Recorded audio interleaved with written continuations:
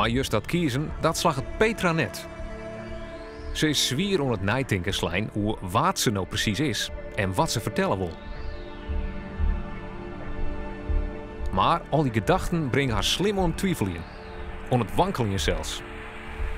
Nee, ik weet ineens zelf niet eens meer wie ik ben. Maar wist dat ooit wel? Of want het is net de eerste keer dat Sterren Nijtinks neem ik om. Nee, maar wel nu heel bewust. Dat ik ineens dacht, oh ja, als je een portret gaat maken van jezelf, dan moet je wel eerst weten wie je dan bent. Tenminste, als je het wil laten zien, los van, dit is mijn gezicht. Ja. Nou. Maar door eens een poging, waar bist? Ja, dat weet ik echt net. Ja, ik ken die type dingen van ik ben rustig of ik ben dit of ik ben dat. Maar ik wil eigenlijk nog een stap verder. Maar wat doet dat met jou? Viel je nou kwetsbaar of viel je onzeker? Heel of, kwetsbaar. Verschrikkelijk. Ja. Ja, ik probeer dat ook niet te veel aan de bovenhand te laten voeren. Dat ik denk, ja, dat is nu even zo. Ik kom er wel weer uit, hoop ik.